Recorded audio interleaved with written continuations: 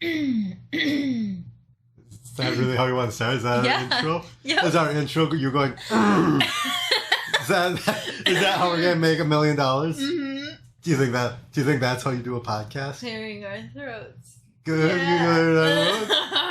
So that's how we're gonna start. All right. So here's the thing. Yep. So I think. Yeah. Now hear me out. Okay. So. Two planes. There's a building. Okay. All right. In the building. Okay. In the building. You're not gonna believe this. Oh, okay. They're having a focus group for a movie. It's the early it's 2001, right? 2001. They're having a focus group. That movie, they're trying to figure out, is this a good movie? Will anyone watch that movie? You're not gonna fucking believe what movie that is. Can you guess what movie that is? I'm just gonna take a wild guess. Yeah. 13 Ghosts. Yes, it's 13 Ghosts. Because that movie is not very good. No. Like, I know people really like that movie, but watch it again and just go in not liking Matthew Lillard. Go in, like remove Matthew Lillard from it because I get that people like him as a person, so they're willing to look past the movie. Now, I really like Tony Shalhoub, the main guy. Tony Shalhoub used to be called the Lube back in the day because any woman who saw him, much like you, liked Tony Shalhoub. So Tony Shalhoub, the Lube, because you don't need it because the Shalhoub is in town. Did they really? I don't know. I just made that up. I just made that up. So anyway. Okay, so Tony Shalhoub, everyone knows that he drives the women wild. But so let's take out the sex symbol that is Tony Shalhoub, right? Okay, take out and Tony Shalhoub take out the and unreasonable love for Matthew Lillard because people fucking love him for some reason. Because I get it. Yeah, I get it. For some reason. But now let's just look at that movie, pretend that Dwayne "The Rock" Johnson is playing both roles. Which is fucking, which is weird because neither of those roles call for Dwayne "The Rock" Johnson. It's the only character he can play. But let's say he's in both of those roles. Do you like that movie still? Because it's bad. No, you don't. Yes, I do. Why do you like hilarious. It would be hilarious. But what's hilarious about it? Dwayne "The Rock" Johnson playing either. Okay, but we're focusing on Dwayne "The Rock" Johnson. Okay, let's take Dwayne "The Rock" Johnson out. Okay, that was right. We put him in where he didn't belong, and now we're taking him back again. So we're taking out The Rock. He's no longer Tony Shalhoub or Matthew Lillard. Right. Both of those roles are now played by, somebody that nobody cares about. Michael Cera and Wesley Snipes, all right? Okay. Just whichever one you want. Doesn't matter. I'm sorry to Michael Cera. That was the first name that popped in my head. Okay. No, I feel it's accurate. Yeah, okay. Everyone feels about Michael Cera the way that Michael Cera looks like he feels about everything, which is white bread. So anyways. White bread? Yeah. What? White bread. White bread. Yeah. Have you ever sat down to a piece of white bread you liked? Where have you ever been I really like this white bread? Kind of or is it just something that you eat with other things? It's just a Okay, thing. so that's Michael Cera. I remember years ago you were saying that Michael Cera is not an actor, he's just a guy who does movies. Yeah. He's just a guy who much like The Rock, he's really good if the qualifications for the character, what you need for a character is Michael Cera. If you need that for the character, guess who you're going to call? Michael Cera. Exactly. Now, like Dwayne Johnson, if you need Dwayne Johnson, you're definitely going to call him. There's not really anyone else who can fill the role. He's so specific that he can't do anything else, right? All right, so now we got Michael Cera. Okay. And we got Wesley Snipes because, let's face it, at this point, Wesley Snipes needs the money. He's going to make 13 Ghosts. He's trying to stay out of prison. So anyways, all right. So at this point, so we're back in 2001 still? Either or. It could be any time, really. Okay. So you're watching that movie. Okay. Let's say Tony Shalhoub is played by Michael Cera. Okay. So he's playing Tony Shalhoub, who's playing the character from 13 Ghosts. It's sort of it's 2 degrees of separation. So anyway, so we're watching that movie. Do you still enjoy that movie if it's Probably Wesley not. Snipes? Because it's not good. It's not good. Yeah, the house is cool. I saw it in theaters because I'm old. Yeah. And I saw it in theaters, and it's really impressive. And I feel it should be directed by Michael Bay because if you don't think about it, it's really good. If you don't think about it. Yeah. Well, it has this thing Like Michael Bay movies have this thing where so much happens so quickly, like explosion, set piece, camera swoops, like it just happens. You have no idea what's going on because it's so fast. Yeah, you don't have enough time to realize that it's not good. You're just like, holy crap, that's awesome, that's awesome. Like Transformers, you don't have enough time to realize it's not but then good. If you, if you stop for anything, you're like, hold up. What am I watching? Yeah, why is this so bad? Yeah. That's 13 Ghosts. 13 Ghosts, you have the fancy house, you have like all this stuff happening, but nothing happens. It's named 13 Ghosts. Name more than 2 of the ghosts. That give me the properties. Let's take the jackal out. Let's take the guy who throws railroad spikes out. And let's take the lady with the cage on her head out. The jackal. Let's take those 3 out. Tell me another ghost. Juggernaut. Okay, that's 1. So that's 4 ghosts. Okay, 4 ghosts. And you like this movie? Not really, but I've watched it a couple times. Okay, so we're at 4 ghosts. There is 8 more ghosts. Yeah, isn't there there's the Topless Lady. Yeah, and why'd they put her in there? Because she's a topless lady. Exactly, because the movie's not good. They realized... They need the nudity! Yeah, they realized no one's going to enjoy... We have a half hour of a movie. Yeah. It should be called, about 5 ghosts. About 5 ghosts. And see, here's what happened. In the original cut, it was called 13 Ghosts. There was no topless lady. Because if you look, there's no reason for the topless lady to be in the movie. Does she do anything? Doesn't she try to kill the teenage girl? Does she kill her, or does she do anything? Just tries does the teenage girl even know that she's almost killed, or does she have glasses on? She literally does nothing. Oh, you're right. She does nothing. Doesn't have the glasses where you can see the ghosts. So she didn't even know she was in danger. What does she do? Doesn't she just stare at people, or which is the one? Her tits are just out, right? Yes, her tits are out. For how long? How much of the movie is just her don't get me wrong. I'm not saying that it's a bad thing. I personally she's I get there's a lot of makeup, so she's cut up and stuff. But as a lady, she looks attractive. I'm not dogging her or anything. And I'm not being dirty. Oh, every movie needs a naked person. But I'm just saying it's not a problem. But it doesn't add anything to the movie. It doesn't add anything to the movie. Is she the one that makes the lawyer get cut in half? Yeah, she stops him. Oh, okay. But, that could have been any of the ghosts. True. Why did she have to be in for literally about 20 minutes of the movie? 20 minutes of the movie followed her around, correct? I was going to say even less, maybe, but... Yeah. Well, how much? How about I go home and look at 13 Ghosts and measure out exactly? Okay, but for that one scene, do you think? No, this is the thing. Do you think for that one scene that she has an abundance of screen time before that is not justified for something that really he could have just been leaving and the door could have closed on him? Right. Any number of things could happen. She didn't really contribute to and once again all. I'm not making fun of her. Trust me, if somebody paid me to be naked in the movie, I would do it in a heartbeat because I want to get paid. That's fine. And I'm also not. You seriously would? Yeah. Okay. Yeah.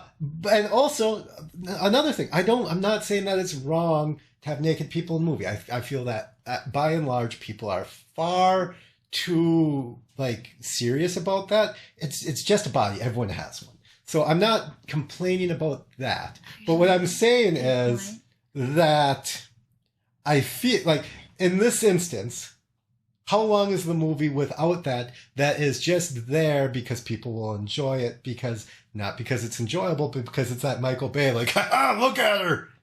Huh? Yeah. So it's only in there for that, right? Yeah.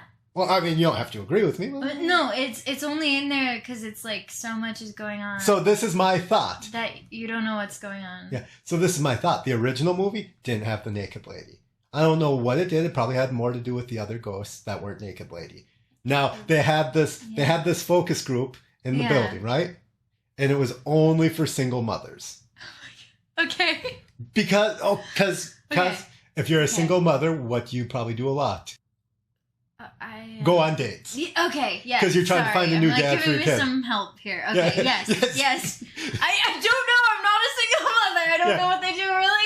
Well, it's the early 2000s, all right? Right. So like Tinder doesn't exist. All these online dating things don't exist. You have to meet in person. What? Yeah, it's awful, right? Oh no. So if you're a socially awkward person, where are you gonna go?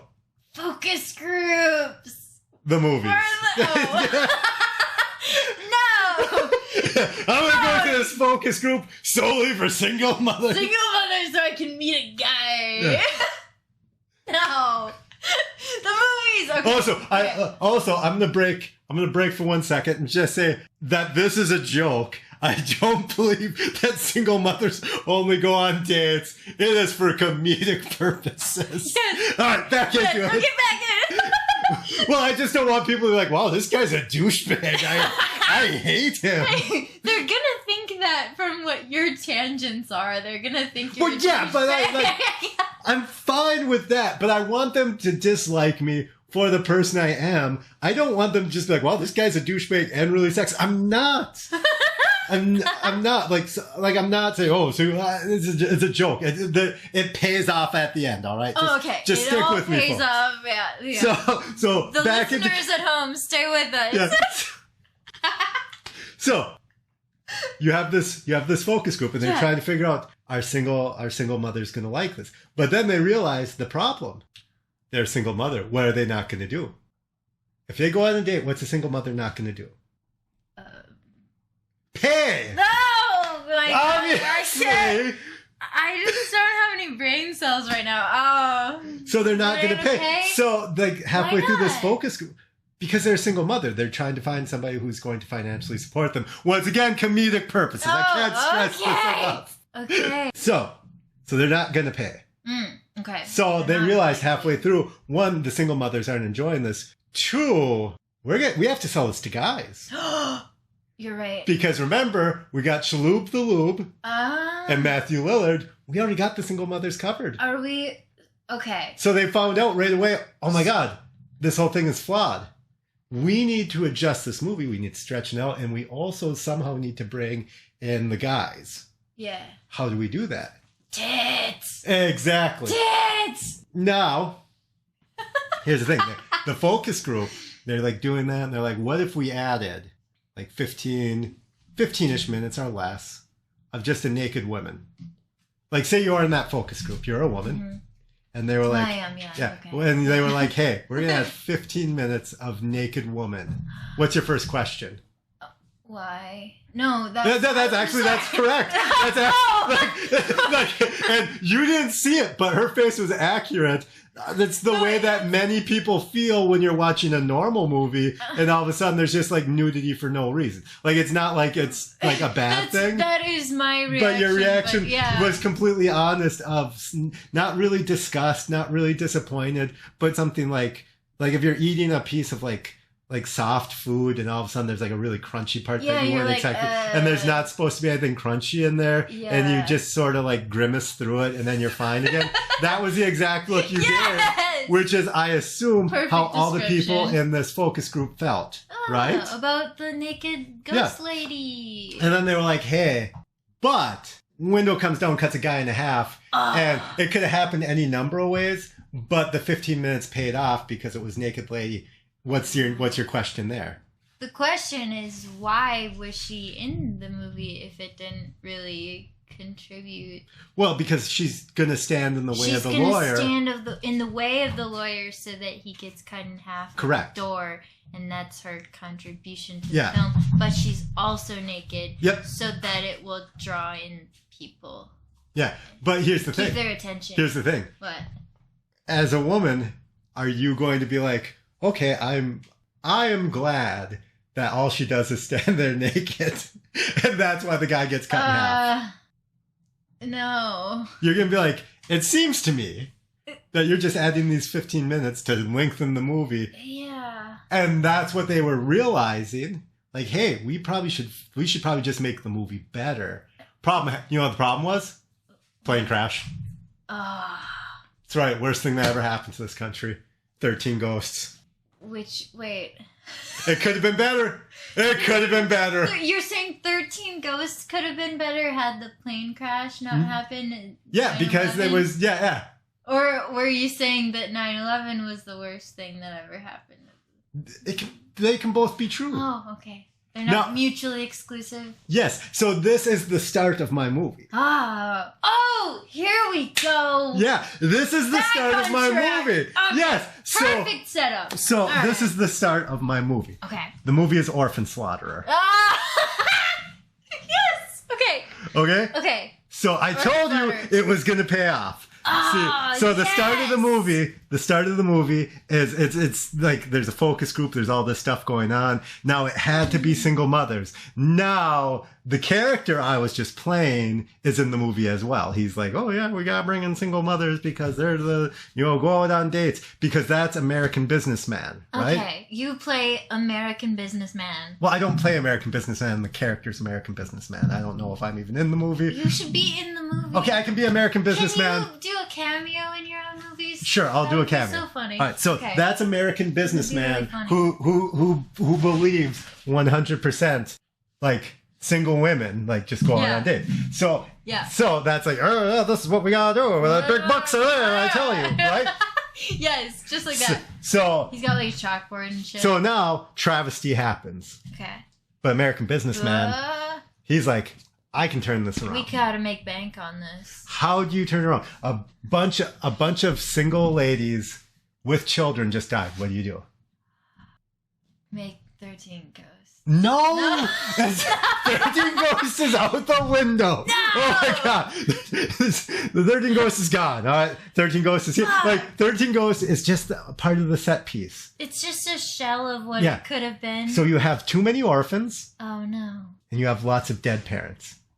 We got to get rid of the orphans because there's no one to take care of them, right? Right. We have to get rid of the orphans because there's nobody to take care of them. Yeah, and I'll tell you what, if you're a child and you don't have a parent, that's pretty bad, right? That is pretty bad, yeah. So American Businessman, like many American businessmen, is going to convince you that he's doing good, but he's only doing good to make money. All right. All right.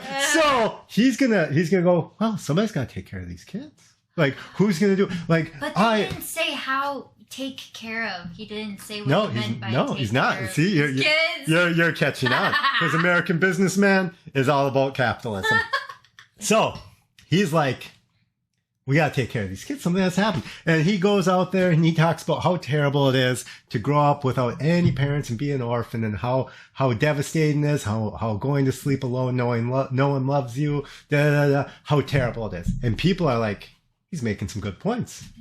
Because I can see on your face already, you're like, that's terrible for these kids. Yeah. Like, that's deep, right? Pretty terrible for these kids to not have parents. I know. Like, that's almost a fate worse than death, right? Yeah. So after about a year, maybe a year and a half, or in 2002 and a half, maybe even 2003. I don't know. You don't have to get crazy. 2002 and a half was a great year. Yeah, that's probably one of my favorite years. Okay.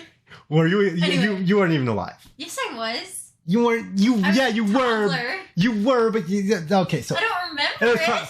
Yeah, exactly. So how do you know it was a great year? I don't know. Were you going to a lot of parties? No. Okay, but anyways. Now. Well, yeah. Well, fair. All right. So anyways. Okay. Anyway. So after about a year and a half of him going, oh, it's so fucking terrible. I got a solution. Oh, what's that solution? Kill all the orphans. Oh, there it is. I know. This is a good solution. But what's going to happen? Right away, most people are going to be like, God, that's awful. Why would you do that? Yeah. But small population is going to be like, hey, you're right, because that's got some good points here. That's a fate worse than death. Yeah. Having no parents, so by killing them, we'd actually be helping them because they wouldn't have to live through that. Correct? Right. The foster care system. Oh, the foster care system is awful. I know. At 18, like you should just at 18 you get kicked off. Mm-hmm. You get no support, no nothing. If you have no life skills, you just become homeless. Like, no one cares about you. So that's awful. Like imagine right now if you had no one in your life and you were kicked out of your house, what are you gonna do? That's pretty terrible, isn't it? Yeah, it is pretty terrible. Exactly. That seems like a fate worse than death, right? Oh. So if that was your future, seem like it. Yeah. If that was your future, wouldn't you be like, man, I wish somebody would just made it so I didn't have to deal with this, right? But I'm already convincing you. You didn't say how. But see, here's the thing. Now, let's say, hey, good news, that's not you. Oh. But there's like 100 people who aren't you who might suffer that fate. I know. No. I think, you know what the nice thing to do would be? Let's just kill them in a humane way. Right? I can tell by your face you're already on board. Because I've convinced you. I've put you in their position. Wow. And you're like, I don't like that. I don't like that. And then I was like, good news. It's not you, but it's somebody else. You still keep the I don't like that, but you lose the I don't want to die. And then you're like, well, I don't like that. I'm okay with them dying. And now because he's American businessman, he like soups it up and he's like, oh, well. And he's like actually good at selling stuff. Yeah, he's like really good at selling stuff. But really, here's the real thing. Here's the real thing. What you don't realize, boom, he's actually part of a lobbying firm for, what's that? Morgues and casket business. That's right. He's just, because he's writing out the law where we're going to start executing orphans, right? We're going to do it. Like, if both your parents die and you're an orphan, within 24 hours, bam, you're gone. You're gone. You don't even know. You don't even know it. So that you live the best, you live what could have been the worst day of your life in the best way possible.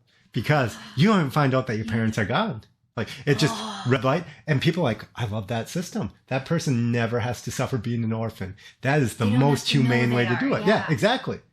And slowly, as because I'm already like convincing you it's a good idea. You're already like, let's kill some people. Let's kill some fucking orphans. Yeah, see?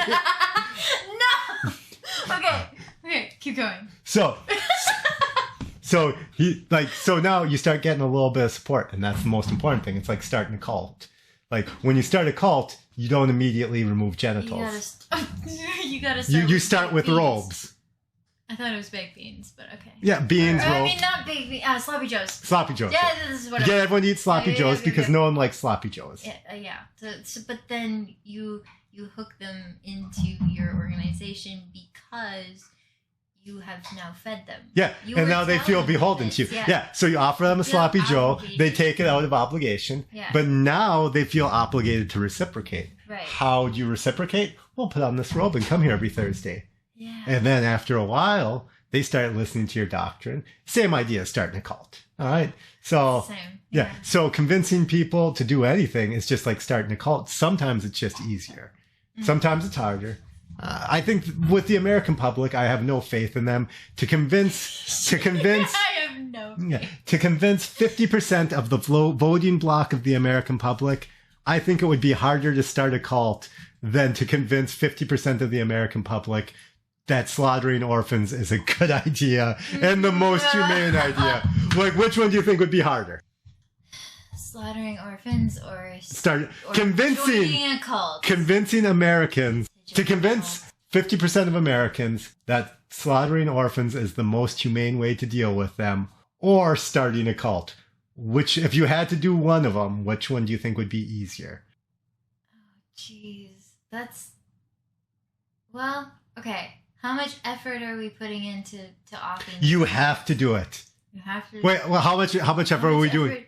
Are we putting into offing the kids? Well, what are you gonna do it in the most humane way possible? So is that taking like?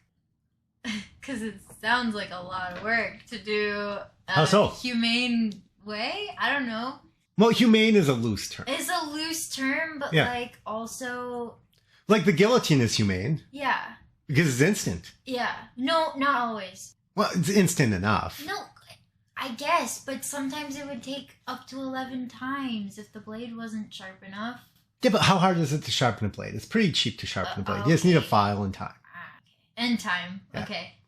So we're gonna do it in a humane. We're gonna do it in a humane way. Like. Okay. And here's the thing: what do people not ask? How they're gonna. People don't ask questions. Well, I would, but. Really? Yeah, I'd be if like, I said, how are you killing them? Humanely. Okay. Then you just feel okay, let's role play this. Okay. All right. So I think we should. I think that the best thing to do to save these orphans from a life of misery would be to end their lives humanely. Do you have any questions? Well, are we doing this like mass killings or like? Well, no, just one at a time. Just as their parents are gone. If 10 parents die, then 10 orphans have to go as well. How would you learn their... There's a system. Yeah, we just keep a registry. System. We just keep a registry of every human. Answers every question. Because here's the thing: Social Security. Like everyone has a Social Security card and birth certificate, right? Yeah. Well, most people do. Yeah. So, like, you're assigned 2 parents and 1 parent when you're born, correct? Yeah. So you're already in the system right there. The government already knows that you are your parent's child. Now, we just put that into a spreadsheet. Oh, parent 1 goes. Okay. Parent 2 goes. Oh, doesn't even need a person to click a button. Death certificate gets entered. That parent gets removed from the Excel spreadsheet. When the other one gets removed from the Excel spreadsheet, oh, guess what? It's an automatic formula. It just spits out a name and an address. And then every day, somebody pulls the little fucking piece of paper and it says, these are the people that need to go. And then they... Like, this is probably the least evil use of Excel I've ever came up with. We need to talk about your usage of Excel. It's the most evil It's the most evil side of Windows. All right. Oh, okay. All right. But anyways. Okay. All right. So that's the system. Like I can throw together an Excel spreadsheet like right now. Give me an hour. I can make that. Okay. Because it's really just checking the values of each column and then like autocomplete. Like, and it'll work forever because that's not even a hard system. So anyways. So I've just explained how it works, and it's actually pretty cheap. We just need a person every once in a while. Just make sure that the spreadsheet is up to date. We just have to update Windows, make sure it doesn't crash. So if I were the regular person... So now we're still role-playing. So I've just answered your question of how... okay. Well, any other questions? Good. I don't think so. So yeah, we're just going to eliminate these orphans humanely. You're okay with that? Would you like a sloppy Joe? Bring it in back around. Would you like a sloppy Joe? Oh sure, yeah. Okay, well, I guess I forgot to eat lunch today. Are you enjoying that sloppy Joe? Fine. Okay, so you enjoy the sloppy Joe, right? Because I'll tell you what, it would really help me out if I could just get your signature on this piece of paper saying that you agree with this. I mean, you did enjoy that sloppy Joe, right? Yeah. So could you just sign saying that you agree? Sure, why not? See, right there, boom. So that's how we get them. No! So that's how we get them. That's so insidious. Yeah. Sloppy Joe strikes again. So you always get them with a sloppy Joe. Sloppy Joe is probably the evilest food known to man, other than chili. But anyways, we're not going to talk about chili. No, why not? What kind of people eat chili? Poor people eat chili, right? Okay. It's the universal sign of poverty. Have you ever heard somebody talk about chili and thought, wow, I bet you they have a 6-figure income? No, it doesn't happen. Okay, fine. Once again, I'm an American businessman. Okay. I need to stress this enough. These are not my personal views or opinions. This is for the movie. This is for the movie. Yes. So anyways. Yeah. So now I'm already convincing the American public, one at a time, we gotta kill these kids. And you're getting their signature. But I'm never using the word kill because people don't like that word. So we just say eliminate, we say take care of, we say all those things. Make sure to say humanely. Because people like the word humane. And and it doesn't mean anything. No. Like it's one of those words that are just said, but there's like no definition for it. Like there's a definition, but there's no like real like what's humane. Yeah. Like if I like okay, let's say like you're humanely like, this cow was humanely like executed to make a steak. Okay, well, guillotine is humane because it dies instantly. But couldn't we also just take a monster truck and a chain and like attach to the cow and rip it in half? It would also die pretty instantly there. Like those are both humane, but one of them, But see what I'm saying? That like wouldn't be as quick, but it would be fun, wouldn't it?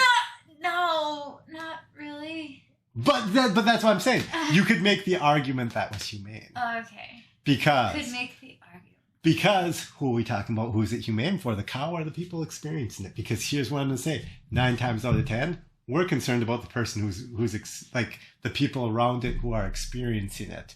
Because I'll tell you what: if you ask the cow, do you want to be ripped in half by a monster truck, or like put in the guillotine? You know what the cow's going to say? No thanks. The cow's just gonna it might not say any English words at all, but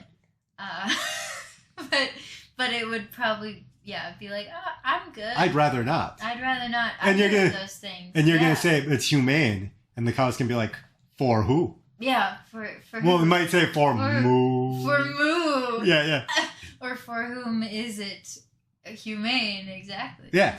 And then that person's gonna be like, get in the guillotine. Get in the fucking guillotine right now. Because you're asking too many questions. Yeah. So the word humane doesn't mean anything. Yeah.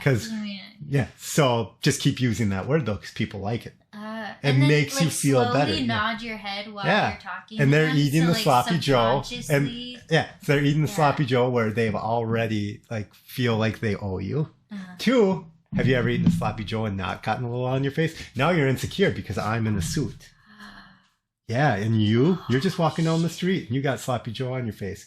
You look all sloppy. And I'm all clean in a freshly pressed suit. You already feel like you're below me now because, oh man, I wish I wasn't all dirty. They're looking all good. That's fucking wild, isn't it? And now you already are you're in a weakened position, right? This is, All right, so you're on board. You're signing that paper because you're just you yourself are intimidated, right? Yeah. So it passes with flying colors. Yeah. In this so it passes with absolutely flying colors, correct? Oh, yeah. Because we have people out in business suits in every city. Because I'm an American businessman. Yeah. We have convinced people that water isn't a right and slavery for chocolate is perfectly fine. And no one asks questions. They buy water and eat chocolate. So, this is not out of the realm of possibility. So this... This is not... Yeah. It's not that far-fetched. How much water is undrinkable because of all sorts of practices that are completely allowable?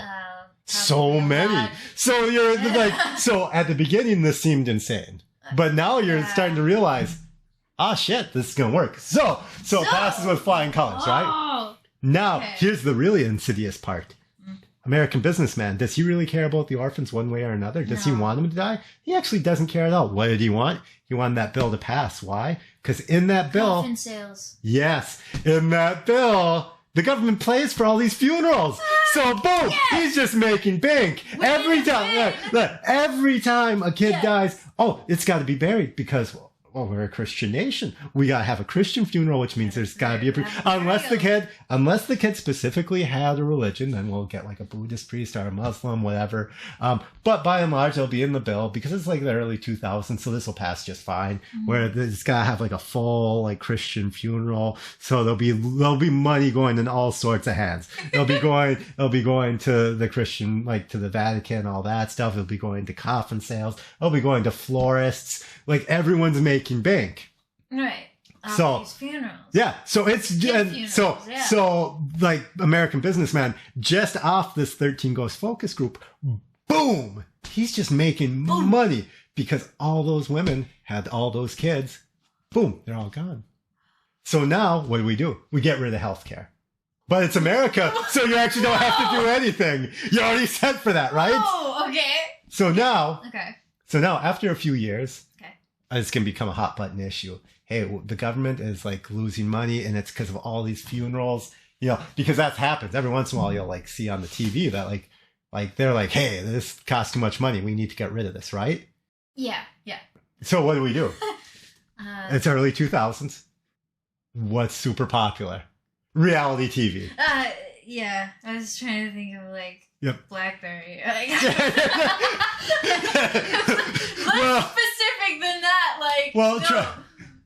Well, trust me. If you've ever used a BlackBerry, you'll wish take that, defunct phone company. Nokia's, I don't know. Yeah. So we're gonna make a reality TV show. That follows around the orphan slaughterers because now they're doing it in really entertaining ways. Yeah. Because it's like the movie. It's like the show Cops. Have you ever watched Cops? Not really. It should just be called Harass Poor People because that's all it is. It's just people, it's just poor people who they've tricked into signing a contract to show their face on TV. No, they don't even have them sloppy joes. They're under arrest and they get presented a contract to put their face on TV, and because they feel obligated, they sign it. But people watch it even though it's basically a war crime. So So you telling me that like if we like souped it up, like we had like some great graphics, a kick and guitar solo at the beginning, that people wouldn't watch this reality show of like this task force that like comes into your town, you know, paratroops down. All right. Right. And this is like before all the... Yeah, this is before streaming services. This is before streaming services, but what I was going to say is this is before that craze like 10 years ago where everybody was into like dystopian novels. Yeah. So nobody knows what Hunger Games, like killing kids is a fairly like... newer idea. Correct. Like for reality TV purposes, like nobody knows Hunger Games, nobody knows these other dystopian things. They don't know the red flags. They don't know. Yeah, no, like this. Yeah. This just makes sense. Yeah. Financially, it makes sense because somebody in a suit has told you it made sense. So the average American is not going to check the numbers. Yeah. Because like if you had to choose between doing math or just believing somebody, most people are going to just believe somebody. Yeah. It's like, did he have a suit on? Yeah. Did he have Sloppy Joe on his face? No. Well, I already feel dumber than him because I have Sloppy Joe on my face and I'm wearing sweatpants. Yep, I guess I gotta believe whatever numbers. Yeah, I mean, how many times have somebody said something to you that you were pretty sure wasn't true, but you also weren't going to look into it, so you're just like, I'll give you a 50% that might be true. Actually, a lot. Yeah. Like, because, I don't know if that's true, but I'm not. But I'm also not going to put any effort into it, right? Because the average person doesn't care because it doesn't affect you, correct? Mm. So yeah. So people are just going to watch the show. And not ask questions. Yeah, but now here's the most important part. How do we get to the show? Because then it doesn't just happen organically. All right. You know, like it's like, because even American businessman couldn't have predicted how popular reality TV was going to be. It just had to organically happen. So here's how I picture it happening. All right. You finally ready for this? Yep, I'm ready. Are you ready? Yep. Right. I don't think you're ready. I might not be, but just go anyway. All right. So after this whole thing, a lot of children, they need to go. So, because of 9/11, a lot of their parents were killed? Exactly. Okay. So they need to go. Right? Yeah. I need you to say those children. Yes! The children need to die! Perfect. I'll use that later on when I'm sending voicemails to the governor. But anyways. Yes! I was like starting to say to him, like, and as I was saying, this could be used out of context so well, but you know. Yeah. Don't worry. When the FBI shows up at your house, undoubtedly, you can just say it was for this podcast, and we are 99.99999% joking the whole time. Yes. Yeah. This is factually inaccurate. Yeah. I don't support any of this. I can't stress this enough. These are not my views or opinions. This is for comedic effect. Yes, exactly. Like, this is not meant to actually be taken very seriously at all. No. Okay. Are you sure? Side eye. The like, viewers at home, you don't see this side eye. Because my question is, are you on board with this? Yeah. See, you're like. Like this was that was real for a second. Whoa. I've already convinced you in real life this needs to happen. So that's how easy it is to convince the American populace. Yeah. Okay. Yeah. So. Here's what goes down.